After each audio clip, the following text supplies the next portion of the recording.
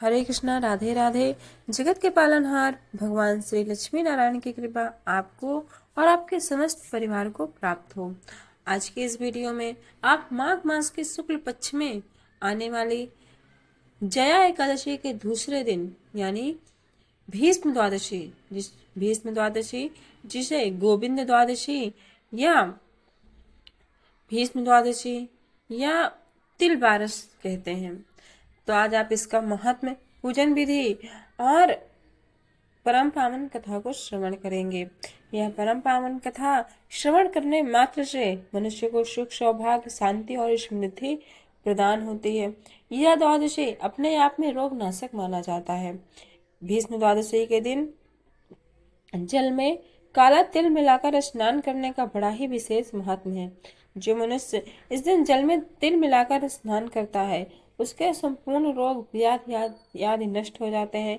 स्त्रियों को सौभाग्य अखंड प्राप्त होता है तथा जो भी मनुष्य पुरुष इस तिल मिलाकर जल में स्नान करता है, उसे अच्छे सुख की प्राप्ति होती है। साथ ही भीष्म द्वादशी के दिन अपने पूर्वजों का पिंडदान, तर्पण, श्राद्ध करने से मनुष्य के जो पितृ होते हैं, वो पितृ स्वर्ग में स्थान पाते हैं और पितृदोष की समाप्ति हो जाती है।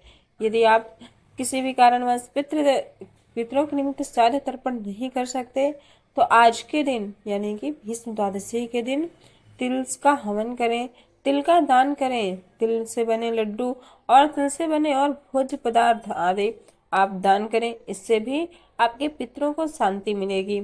आज के दिन तांबे के लोटे में जल में काला तिल मिलाकर भगवान महादेव को स्नान कराएं। साथ ही प्रातः काल उठकर स्नान आदि से निवृत्त हो भगवान श्री लक्ष्मी नारायण को पूजन करें और उन्हें तिल से बने पदार्थ का भोग लगाएं। इसके बाद ब्राह्मणों को वही तिल का पदार्थ दान करें। इस बार आप जानेंगे कि भीष्म द्वादशी के जो पूजन का शुभ मुहूर्त है वह कब है। मित्रों, इस बार भीष्म द्वादशी का जो पूजन का शुभ मुहूर्त है वह प्रातःकाल 7:02 से 9:11 तक है। इस समय आप पूजन कर सकते हैं। श्राद्ध आदि तर्पण क्रिया करने के लिए 1:56 से 3:32 तक अत्यंत शुभ समय है। सायंकाल 4:30 से 6 बजे तक राहु काल का समय रहेगा। इस कारण आप यह सब काम पहले कर लें। मित्रों, इस बार जो एकादशी है, जया एकादशी, उसका पारण प्रातःकाल 6:57 के बाद 9:35 के बीच में आप कभी भी कर सकते हैं। आइए अब हम भीष्म द्वादशी की परम पावन कथा को श्रवण करते हैं।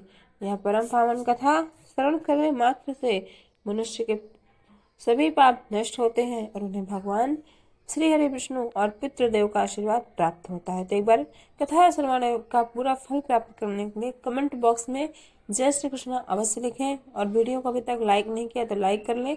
चैनल पर नए हैं तो चैनल को सब्सक्राइब कर बेल आइकॉन प्रेस करना न भूलें।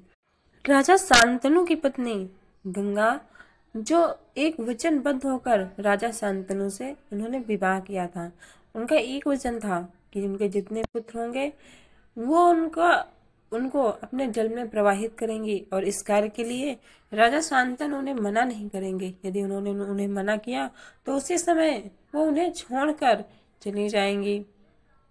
इस प्रकार रानी गंगा ने अपने 7 पुत्रों को अपनी जलधारा में प्रवाहित किया, परंतु जब 8वां पुत्र देवव्रत हुए, तब जब गंगा उन्हें अपनी धारा में प्रवाहित करने के लिए जा रही थी, तब शांतनु ने उन्हें रोका और उन्हें अपने पास रख लिया। इस कारण गंगा माँ अपने वचन के हिसाब से उन्हें छोड़कर चली जाती हैं। शांतनु गंगा के वियोग में अत्यंत दुखी रहते हैं, परंतु कुछ समय बीतने के बाद शांतनु एक बार गंगा नदी पार करने के लिए नौका मंगाते हैं। नौका मत्स्यगंधा नाम की एक कन्या खेवती है, जिसे देखकर वो उनके रूप सौंदर्य पर मोहित हो जाते हैं। राजा शांतनु उस कन्या के पिता के पास जाकर कन्या के साथ विवाह का प्रस्ताव करते हैं, परंतु इस पर मत्स्यगंधा के पिता कहते हैं कि आपका तो एक और पुत्र है और उसके होते हुए मेरे पुत्री को हमेशा दासत्व ही झेलना पड़ेगा। आपके साथ मेरी पुत्री का विवाह तभी होगा जब मेरी पुत्री की होने वाली संतान ही हस्तिनापुर राज्य के उत्तराधिकारी बने। यह सुनकर राजा शांतनु अत्यंत दुखी होते हैं और शर्त मानने से इनकार कर देते हैं, परंतु अब दिन रात वो उसी की चिंता में लगे रहते हैं। इस कारण देवव्रत अपने पिता की इस अवस्था को देखकर अत्यंत चिंतित हुए और उसका रहस्य जानने के लिए उन्होंने पता लगाया। जब उन्हें इस बात का पता चला कि उनके पिता किसी मत्स्यगंधा नाम की कन्या से विवाह करना चाहते हैं, परंतु उसके पिता ने ये शर्त रखा है, तब अपने पिता के हित के लिए देवव्रत ने एक अत्यंत कठिन निर्णय किया। उन्होंने अपने पिता के लिए ये प्रतिज्ञा किया कि वो आजीवन अविवाहित रहेंगे। अपने पुत्र की इस घोर प्रतिज्ञा को सुनकर राजा शांतनु अत्यंत हर्षित हुए और अपने पुत्र को उन्होंने इच्छा मृत्यु का वरदान दिया। इसी असाध्य प्रतिज्ञा के कारण ही देवव्रत भीष्म पिता के नाम से प्रसिद्ध हुए।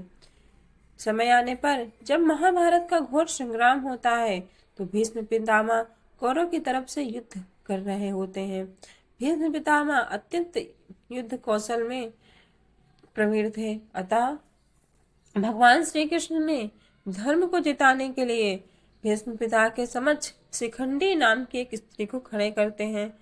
शिखंडी को देखकर भीष्म पितामह अपना शस्त्र नहीं उठाते, क्योंकि शिखंडी पहले जन्म से वह स्त्री थी और तब करके वह पुरुषत्व को प्राप्त किया था। इस कारण भीष्म पितामह ने पहले ये प्रण रखा था कि वो किसी स्त्री के समक्ष अपना तलवार अपनी तीर नहीं उठाएंगे। इस कारण जब वो अपना धनुष नीचे कर देते हैं तब अर्जुन अवसर पाते ही भीष्म पितामह को सरसैया पर शयन करा देते हैं। परंतु जब हमारे शास्त्रों के अनुसार जब सूर्य दक्षिणायन होता है तो जब किसी की मृत्यु होती है तो उसे मुक्ति नहीं मिलती। इस कारण भीष्म पितामह ने उस समय अपने प्राण नहीं त्यागे और सूर्य के उत्तरायण होने का प्रतीक्षा किया। माघ मास की शुक्ल पक्ष की अष्टमी तिथि पर उन्होंने अपने प्राण त्याग दिए थे। तब से उनके पूजन के लिए माघ मास की द्वादशी तिथि निश्चित की गई। इस कारण इस तिथि को भीष्म द्वादशी कहा जाता है। इस दिन कोई भी मनुष्य अपने पितरों के निमित्त दान तर्पण श्राद्ध आदि करता है तो उसके पितृ स्वर्ग में जाते हैं और मनुष्य हर प्रकार का सुख प्राप्त करता है। यह व्रत एकादशी के ठीक दूसरे दिन द्वादशी को किया जाता है। यह व्रत समस्त प्रकार की बीमारियों को मिटाता है। इस उपवास से समस्त पापों का नाश होकर मनुष्य अमोघ फल को प्राप्त करता है। इस दिन यदि मनुष्य भगवान श्री हरि विष्णु का पूजन करके विधि विधान से नियम और संयम से रहता है तो जगत के पालनहार भगवान श्री हरि विष्णु की कृपा से उसके जीवन में समस्त प्रकार की सुख संपत्ति ऐश्वर्य आते हैं। तो मित्रों, यदि ये कथा आपको थोड़ी भी अच्छी लगी हो तो वीडियो को लाइक अवश्य करिएगा। चैनल पर नए हैं तो चैनल को सब्सक्राइब कर बेल आइकॉन प्रेस करना ना भूलें। कमेंट बॉक्स में जय श्री कृष्ण अवश्य लिखें।